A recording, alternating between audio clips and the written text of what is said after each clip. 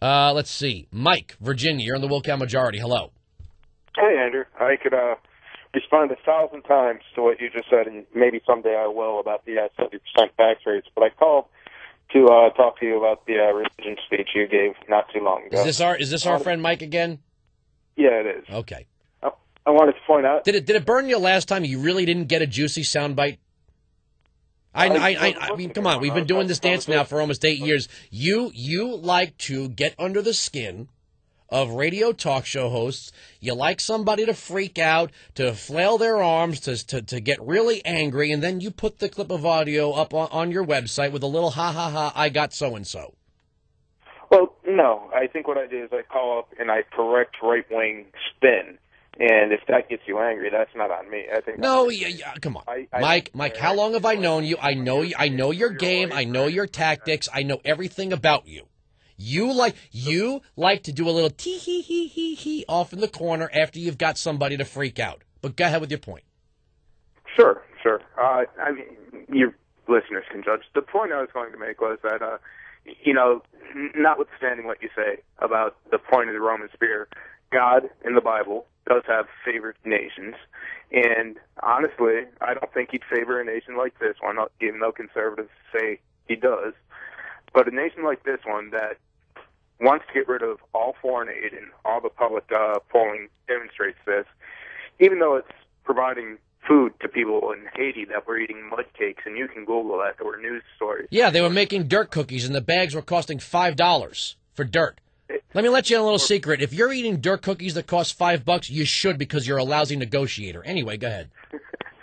So the point is, well, why are people eating dirt cookies in this world when this country can be whipped into war fever at the drop of a dime, and all of a sudden we're spending $100 billion in Afghanistan? Now, Mike, because we're running out of time, and I've got Mike, because we're running out of time in this segment, I've got lots of other callers. I'm going to give you two things here. One, why is it the United States' job to deal with Haiti and not the Dominican Republic? They're attached. We have our own problems. Wait, hold on. We have our own problems here in the United States. The island of Hispaniola has two nations on it, one of them thriving, the other one not. If anybody has a responsibility to help the Haitians, it's the Dominicans.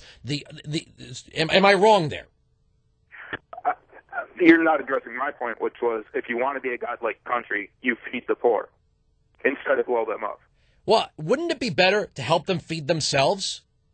Oh, absolutely. I mean... But when we send money, Mike, when we send money, billions of dollars to countries in Africa, their own economists say that their economy's never going to develop as long as the people are waiting handouts from the UN or the IMF or the United States. They're never going to develop their own economies this way. If they don't secure property, if they don't secure liberty, if they allow tribal warfare and ethnic cleansing to be the order of the day or the disorder of the day, they're never going to grow economically. They're never going to develop their natural resources. They're never going to have farming and agriculture. They're never going to create jobs. It is not the fault of the United States that these countries tolerate mass slaughter between groups of people. We can't stop it.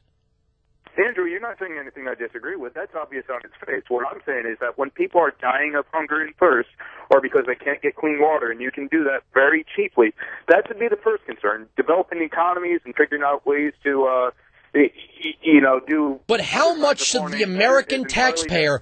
How much should the American taxpayer be on the hook for the problems everywhere around the world? I'd say about 5% of what we spend on national defense should essentially eliminate hunger in the world and eliminate... So it's just, how come the Chinese don't have this responsibility? Their economy is booming. The Indians, how come they don't have this responsibility? Their economy is booming. Why don't the Germans and the French and the Spanish and the Italians and the Portuguese and, oh, by the way, I mean, it seems like they're doing great guns in South America with their natural resources. We don't put any of this responsibility on Argentina or Brazil or Chile. It's only the United States. We barely even expect the Canadians to do this stuff. It's always the U.S. The U.S. contributes the most to the IMF, the most to the UN, and what do we get for it? Nothing. We get our flag burned. We get attacked. People hate us no matter what we do for them, Mike, and you know that.